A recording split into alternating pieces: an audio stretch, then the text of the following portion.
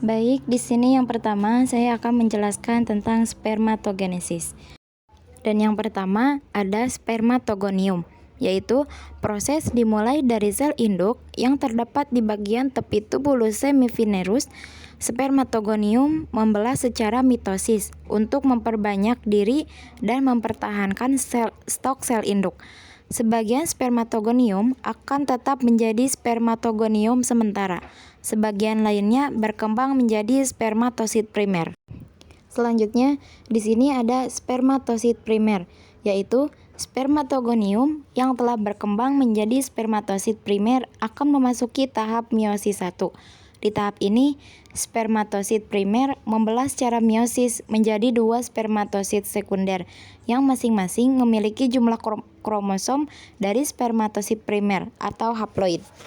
Selanjutnya, di sini ada pembagian melalui meiosis 1, yaitu spermatosit sekunder. Kemudian menjalani pembelahan meiosis 2, dari setiap spermatosit sekunder dihasilkan 2 spermatid yang haploid, sehingga dari 1 spermatosit primer akan dihasilkan 4 spermatid haploid. Kemudian spermatosit sekunder dibagi menjadi 2 melalui meiosis 2, yaitu spermatid. Kemudian mengalami diferensiasi lebih lanjut menjadi sel sperma atau spermatozoa. Proses itu dikenal sebagai spermiogenesis yang melibatkan perubahan bentuk, termasuk perubahan ekor, kondensasi, dan pembentukan akrosom yang berfungsi untuk penetrasi sel telur. Kemudian ada spermatozoa atau maturasi di epididymis. Setelah terbentuk spermatozoa belum sepenuhnya matang, mereka akan mengalami proses pematangan lebih lanjut di epididymis, tempat mereka jadi aktif dan mampu bergerak. Proses spermatogenesis ini memerlukan hormon seperti testosteron, FSH, dan LH yang memicu dan mengatur pembentukan sperma yang sehat. Yang kedua, saya akan menjelaskan tentang oogenesis. Yang pertama, di sini ada oogonium. Oogonium adalah sel germinal atau sel awal yang diploid atau 2N yang berkembang di ovarium pada masa embrio. Sel ini mengalami mitosis berulang-ulang sehingga jumlahnya bertambah. Pembagian oogonium melalui mitosis menjadi oosit primer. Oogonium berkembang menjadi oosit primer yang juga diploid. Pada awalnya, oosit primer ini masuk ke dalam fase profase dari meiosis 1, tetapi kemudian tertahan di fase ini sehingga pubertas. Kemudian, oosit primer terbelah menjadi 2, yaitu oosit sekunder dan badan polar primer. Yang pertama ada oosit sekunder. Oosit sekunder ini kemudian masuk ke meiosis 2 pada saat ovulasi. Oosit sekunder dilepaskan dari ovarium. Jika terjadi pembuahan oleh sperma, oosit sekunder akan melanjutkan proses meiosis 2. Kemudian di sini ada badan polar primer. Jika terjadi pembuahan, oosit sekunder menyelesaikan meiosis 2 dan membentuk 2 sel haploid yang tidak sama besar. Hasilnya adalah ootid, sel besar, dan pada polar sekunder, sel kecil. Badan polar ini akan mati dan tidak berfungsi lebih lanjut. Kemudian badan polar primer dibagi menjadi 2 melalui pembelahan meiosis 2. Selanjutnya di sini ada badan polar. Badan polar adalah hasil pembelahan meiosis yang berfungsi untuk membuang materi genetik yang berlebih. Badan polar primer dan badan polar sekunder pada akhirnya akan terdegenerasi dan mati. Kemudian di sini ada ootid. Kemudian berkembang menjadi ovum atau sel telur yang matang. Proses diferensiasi ini menghasilkan ovum yang siap untuk mengalami pembuahan oleh sperma. Kemudian di sini ada ovum. Ovum adalah sel telur yang matang dan memiliki sitoplasma yang cukup untuk menyokong perkembangan awal embrio jika terjadi pembuahan. Proses oogenesis menjadi satu ovum matang dan beberapa badan polar yang berukuran kecil dan tidak berfungsi. Selanjutnya, yang ketiga saya akan menjelaskan tentang ovum struktur atau struktur ovum. Yang pertama di sini ada follicle cell, yaitu mengelilingi ovum di dalam ovarium. Fungsinya menyediakan nutrisi, dukungan, dan hormon yang dibutuhkan oleh ovum untuk berkembang. Yang kedua, di sini ada corona radiata.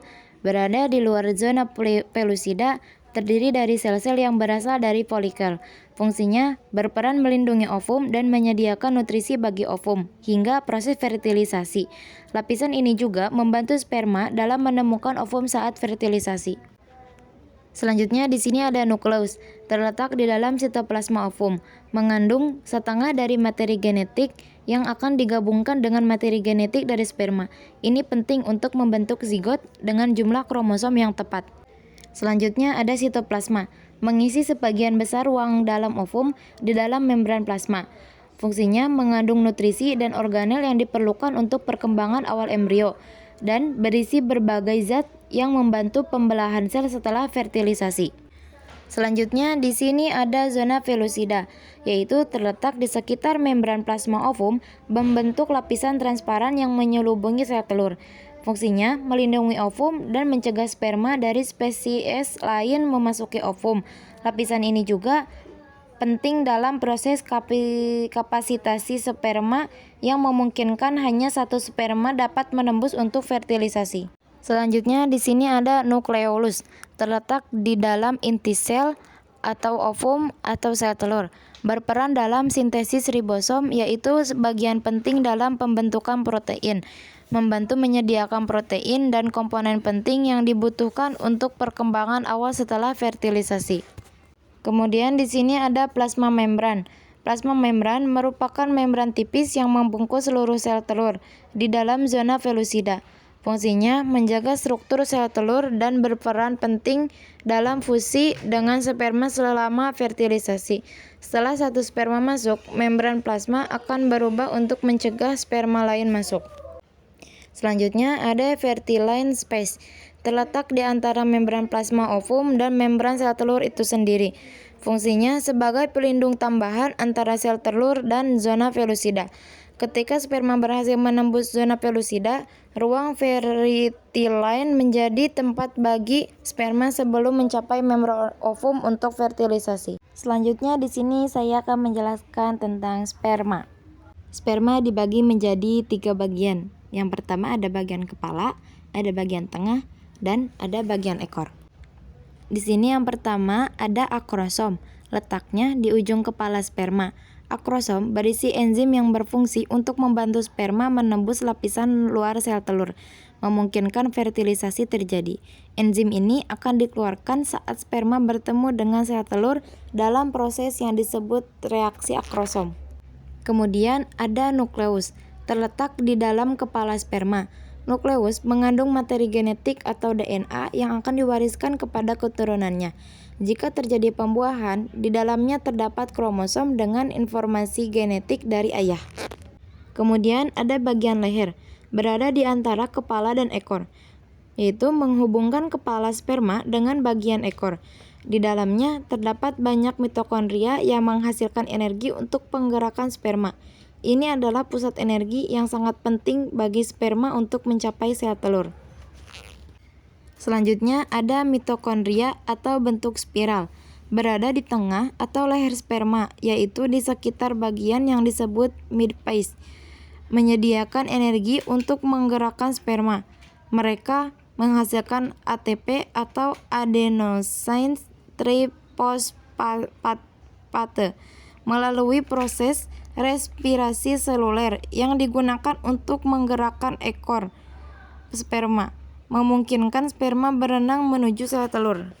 Dan yang terakhir ada membran plasma, melapisi seluruh permukaan sperma dari kepala hingga ekor, melindungi struktur internal sperma dan membantu sperma mengenali sel telur selama proses fertilisasi. Membran ini juga terlibat dalam reaksi akrosom yang memungkinkan sperma menembus sel telur. Setiap bagian ini berkontribusi penting dalam mampu bertahan dalam perjalanan menuju sel telur dan berhasil membuahi sel telur tersebut. Selanjutnya saya akan menjelaskan tentang sitoplasma ovum. Yang pertama ada sel folikel, yaitu sel-sel yang mengelilingi oosit atau sel telur dan memberikan perlindungan serta nutrisi selama perkembangan oosit. Selanjutnya ada granula kortika, yaitu struktur dalam sitoplasma ovum berfungsi untuk mencegah sperma lain memasuki sel telur. Selanjutnya ada nukleus sperma, yaitu inti sperma yang mengandung materi genetika atau DNA. Selanjutnya ada badan basal sperma, yaitu bagian sperma yang menghubungkan kepala dan ekor tempat bagian besar mitokondria berada. Kemudian ada zona pellucida, yaitu lapisan glikoprotein yang tebal mengelilingi membran plasma ovum dan melindungi sel telur. Selanjutnya ada membran plasida, yaitu membran luar dari sel telur untuk menjaga integritas sel telur dan mengatur pertukaran substansi antar sel telur. Dan yang terakhir, ini ada enzim dalam okrosom, yaitu terletak di bagian depan kepala sperma untuk menembus zona pellucida. Selanjutnya di sini saya akan menjelaskan tentang fertilisasi. Yang pertama di sini ada indung telur. Indung telur terletak di kedua sisi rahim untuk menghasilkan sel telur. Kemudian ada ovum atau telur, gamet betina yang mengandung setengah dari materi genetik yang diperlukan untuk pembuahan. Selanjutnya ada pembuahan atau fertilisasi, yaitu terjadi di tuba falopi, proses penyatuan sel sperma dan sel telur. Selanjutnya ada morula, yaitu tahap awal perkembangan embrio kumpulan sel yang berbentuk setelah zigot membelah. Kemudian di sini ada blastosis, yaitu proses pembentukan molekul-molekul penting dalam tubuh memastikan sel dalam tubuh dan berkembang. Kemudian ada embrio, yaitu tahap awal kehidupan manusia yang akan menjadi janin. Selanjutnya ada endometrium yang melapisi bagian dalam rahim tempat bagian implasi embrio. Setelah fertilisasi, jika tidak ada kehamilan, lapisan ini akan luruh dan dikeluarkan menjadi darah menstruasi. Mungkin cukup sekian penjelasan dari saya. Mohon maaf bila ada kesalahan karena saya juga masih sedang belajar. Terima kasih.